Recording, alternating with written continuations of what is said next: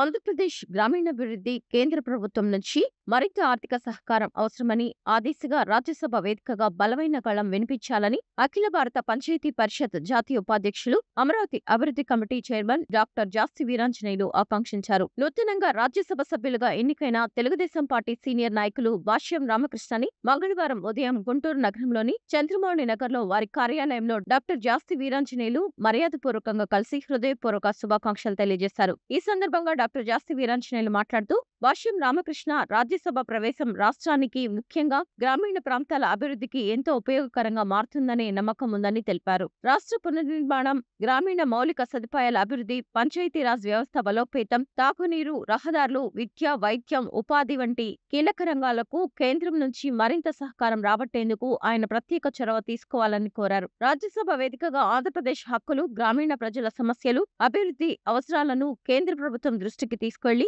అధిక నిధులు సాధించేందుకు కృషి చేయాలని విజ్ఞప్తి చేశారు. గ్రామ స్వరాజ్యాన్ని బలోపేతం చేసేలా కేంద్ర పథకాల అమలులో రాష్ట్రానికి ప్రాధాన్యత లభించేందుకు చర్యలు తీసుకోవాలని కూడా సూచించారు. రాజకీయ, సామాజిక, వ్యాపార రంగాల్లో విశేష అనుభవం కలిగిన భాష్యం రామకృష్ణ రాజ్యసభలో రాష్ట్ర ప్రయోజనాలను సమర్థవంతంగా ప్రాతినిధ్యం వహిస్తూ ఆంధ్రప్రదేశ్ అభివృద్ధికి విశేషంగా దోహదపడతారని డాక్టర్ జాస్తి వీరాంజనేయులు విశ్వాసం వ్యక్తం చేశారు. ఈ సందర్భంగా ఆయనకు శ్రీవారి శాలువాతో సత్కరించి పుష్పగుచ్చం అందజేసి శుభాకాంక్షలు తెలిపారు. ఈ కార్యక్రమంలో జనసేన పార్టీ నాయకులు, సేవా సదన్ అధ్యక్షులు మిర్యాల గోపీకుమార్, మిర్యాల ప్రసాదరావు, మాజీ ఉప సర్పంచ్ చిలక ఆనందరావు, మాజీ ఎంపీటీసీ వెంకటేశ్వర్లు, చిలక యోహాను, వివిబి ఆచారి, వై కోటేశ్వరరావు తదితరులు పాల్గొన్నారు.